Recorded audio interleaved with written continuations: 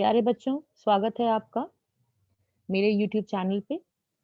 आज हम इस वीक की वर्कशीट्स डिस्कस करने वाले हैं, जो कि क्लास 10 के लिए 2 नवंबर के लिए प्रिस्क्राइब की गई है। ये वर्कशीट नंबर 39 है।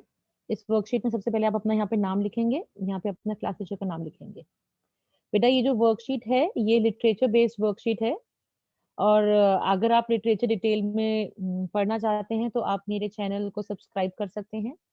मैंने बहुत सारी वीडियोस अपलोड की हैं चैप्टर्स से रिलेटेड और बहुत डिटेल में एक्सप्लेनेशन दिया हुआ है और कुछ एमसीक्यूज भी डिस्कस किए हुए हैं, जिससे आपको बहुत ही फायदा होने वाला है। तो जरूर आप सारी जो वीडियोस हैं उसको चेक करें, एक बार देखें। चलिए हम अब इस वर्कशीट को डिस्कस करते हैं। ये एक आरटीसी आया हुआ है फर्स्ट क्वेश्चन, तो हम इसको पढ़ते हैं। Read the passage given below and answer the questions that follow. तो हम इस आरटीसी को पढ़ेंगे। I argue that talking is a student's trait and that I would do my best to keep it under control, but that I would never be able to cure myself of the habit since my mother talked as much as I did, if it not more, and that there is not much you can do about inherited traits. अगर आपने मेरी videos देखी हुई हैं तो आप आसानी से समझ जाएंगे कि ये जो एक्सट्रैक्ट है या आप इसको आरटीसी बोलते हैं, ये कौन से चैप्टर में से आया है। ये है from the diary of Anne Frank और ये कहाँ पे था जब वो जब उसको मिस्टर कीसिंग जो उनके टीचर थे, उन्होंने एक ऐसे लिखने के लिए दिया था जिसका नाम था चैटर बॉक्स। तो उन्होंने उस एनी फ्रैंक ने उस एसे का इस तरह से रिप्लाई दिया था। उन्होंने लिखा था कि जो बोलना है, जो बातें करना है, वो स्टूडेंट का ट्रेट है, वो स्टूडेंट के साथ ही है, बात तो करेगा ही एक बच्चा। और उसने ये भी लिखा था कि मैं पूरी कोशिश करूँगी कि मैं अपनी टॉकिंग को, बातचीत जो मैं करने की आदत है उसे कंट्रोल कर पाऊँ, लेकिन मैं कभी भी नहीं क्योर कर पाऊँगी क्योंकि मेरी मदर भी उतना ही बातें करती है जितना मैं बातें करती हूँ या बोलती हैं जितना मैं बोलती हूँ। और आपको पता ही है उसने टीचर को लिखा था कि जो हमें पेरेंट्स से इनहेरिट हुआ है, इनहेरिट का मतलब होता है बेटा जो हमें अपने पेरेंट्स या ग्रैंड पेरेंट्स से मिलता है उसको हम कहते हैं ये उनकी इनहेरिटेंस है। तो वो कहना चाहती है मुझे ज़्यादा बोलने की जो आदत है वो मुझे अपनी मदर से मिली है, तो मैं ज़्यादा उसको कुछ कर नहीं पाऊँगी। ठीक है? अब आपका फर्स्ट क्वेश्चन आता है इस एक्सट्रैक्ट से related, who is arguing and with व्हॉम? इस लाइन्स में कौन ये अपनी बात रख रहा है और किसके लिए रख रहा है? नेल्सन मंडेला रख रहा है डी क्लैर्क के लिए, नहीं तो इस चैप्टर का है ही नहीं, ये तो Nelson Mandela long walk to freedom का चैप्टर का है। उसके बाद है second Anne Frank mister Keesing, definitely ये यही आंसर है। थर्ड है लेंचो और पोस्टमास्टर, आपको पता है ये तो हमारा फर्स्ट चैप्टर है लेटर टू गॉड। मेडी और पेगी जो थे वो 100 ड्रेसेस में थे, तो इसका मतलब ये हमारा सेकंड आंसर इसका बिल्कुल एप्रोप्रिएट है। अब हम सेकंड क्वेश्चन पे चलते हैं जो भी इसी आरटीसी पे बेस्ड है। Select the most appropriate option for 1 and 2। अब हमें 2 स्टेटमेंट दी गई हैं, उसके बाद हमें बताना है कि जो हमारे पास ऑप्शन है उसमें से क्या सही है इन स्टेटमेंट के लिए। She argued that talking is a students trait. हाँ, बिल्कुल उसने कहा है कि जो बातचीत करने वाली बात आदत है वो एक स्टूडेंट की आदत है, एक स्टूडेंट की फीचर है, ये होता ही है स्टूडेंट में। और उसके बाद she kept quite in the class, कि वो बिल्कुल इस ऐसे को लिखने के बाद वो बिल्कुल क्वाइट रहने लगी थी क्लास में। अब देखते हैं इसके ऑप्शंस को, हम देखेंगे ध्यान से तो हमें डिटेल में समझ आएगा कि क्या आंसर इसके लिए सही होने वाला है। चलिए ए पार्ट पढ़ते हैं पहले। First is false and second is true. बिल्कुल भी नहीं, आपको ऊपर एक्सट्रैक्ट में दिख भी रहा है कि ये तो लिखा हुआ है, तो ये फॉल्स कैसे हो सकता है? ठीक है। और सेकंड ट्रू कैसे हो सकता है क्योंकि लिखा ही नहीं हुआ ऊपर। First furthers the meaning of two, मतलब पहले पहली बात आती है फिर दूसरी बात। पहली बात उसने बोली कि बातचीत करना एक बच्चे का अधिकार है और दूसरे में वो कह रही है कि वो चुप हो गई, तो बिल्कुल इसका मतलब ही नहीं बनता। अगर अधिकार होता तो वो बोलती ना, तो इससे तो मतलब ही नहीं बनता। Second is opposite of one. हाँ, ये दोनों बिल्कुल उल्टी बातें हैं। एक तरफ वो कह रही है बच्चा तो बोलेगा ही बोलेगा, एक तरफ वो कह रही है वो चुप हो गई, तो ये बिल्कुल ऑपोजिट बातें हैं। तो सी ऑप्शन इसका बिल्कुल सही है। हम फोर्थ ऑप्शन को भी, किसी भी ऑप्शन को आप छोड़िएगा नहीं, पढ़ के जरूर देखिएगा। कई बार हम गलत टिक कर जाते हैं अगर हम चारों ऑप्शन को नहीं पढ़ते हैं।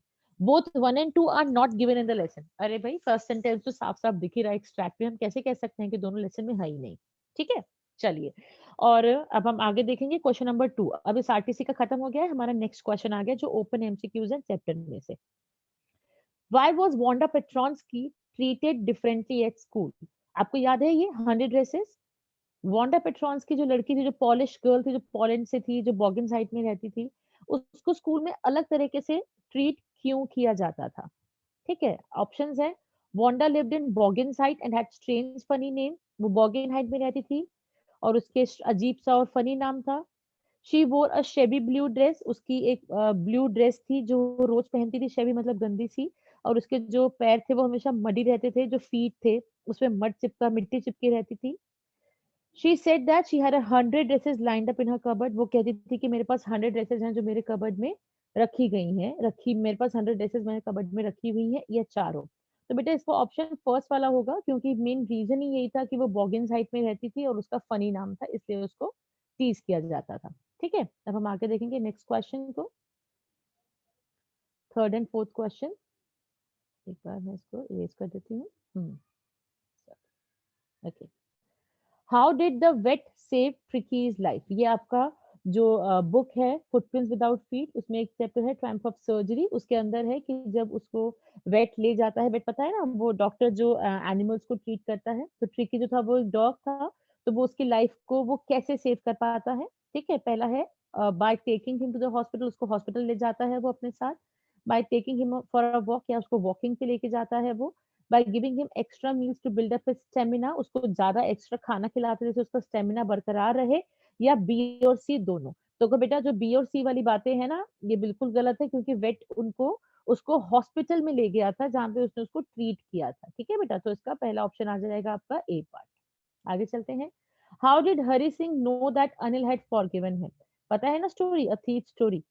ठीक है, तो हरि सिंह को कैसे पता चला कि अनिल उसको माफ कर चुका है? ठीक है, हरि सिंह ने क्या किया था, चोरी किया था ना 600 रुपए का, तो वापस भी आके उसने पैसे को रख दिया था वापस ही, तो उसको कैसे पता चला कि इसने मुझे माफ कर दिया है?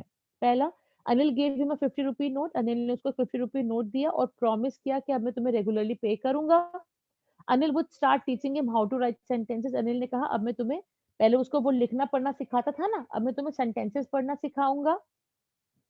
थर्ड ऑप्शन है दोनों में से कोई नहीं, लास्ट ऑप्शन है दोनों ही। तो उसका आंसर होगा बेटा बोथ ए एंड बी, क्योंकि दोनों ही बातों से पता चलता है कि उसने उसको माफ कर दिया था, जैसे ही वो सुबह उठा उसने उसको पैसे दिए और कहा मैं तुम्हें रेगुलरली दूंगा और मैं तुम्हें अब सेंटेंसेस लिखना सिखाऊंगा। ठीक है, अब हम नेक्स्ट क्वेश्चन देखते हैं, फिफ्थ क्वेश्चन।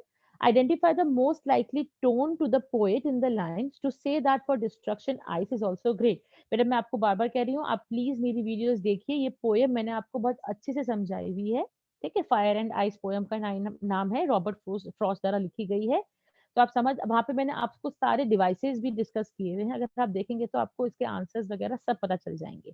तो यहाँ पे पोएट की टोन मतलब वो किस लहजे में उसको बोल रहा है, वो सरकास्टिकली कमेंट कर रहा है, सरकास्टिकली मतलब कि वो कहना, जैसे हम कुछ कहते कुछ है और हमारा मीनिंग कुछ और होता है। जैसे अगर मैं बोलूं, कई बार टीचर ऐसे बोल जाती है, तुम तो हमेशा जैसे अपना काम करते हो, तो मतलब इसमें मैं कहना चाहती हूँ कि तुम काम आप कभी भी नहीं करते हो। ठीक है, तो मैं कह कुछ रही हूँ, बोल मेरा मीनिंग कुछ और है। सीरियस है, पोएट सीरियस है इसको कहने में।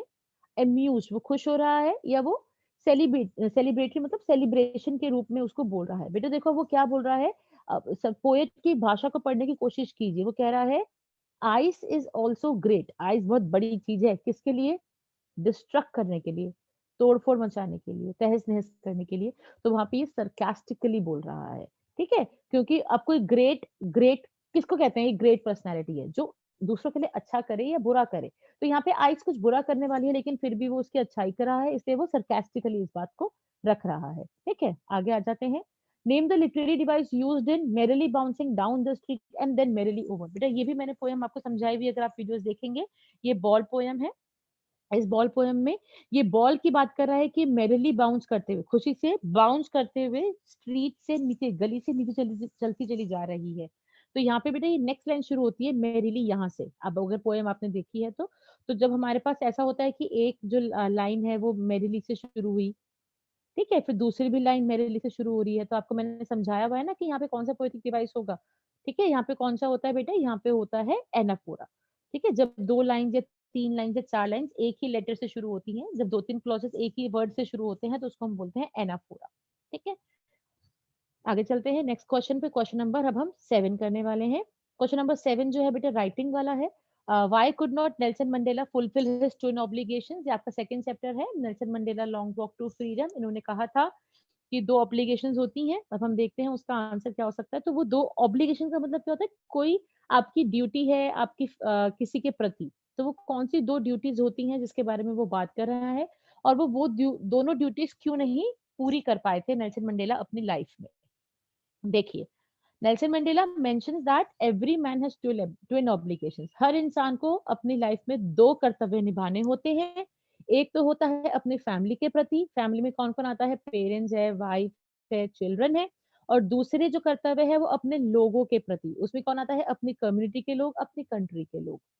अब क्या है, साउथ अफ्रीका में अब वो भी चाहता था दोनों दोनों कर्तव्यों को निभाना, लेकिन साउथ अफ्रीका में अपार्थाइड की वजह से नेल्सन मंडेला कौन थे? मैन ऑफ कलर थे। आपको पता है ना, वो मैन ऑफ कलर बोलते हैं ब्लैक लोगों को। तो साउथ अफ्रीका में अपार्थाइड की वजह से ब्लैक लोगों को अच्छा से ट्रीट नहीं किया जाता था और वो खुद एक ब्लैक थे।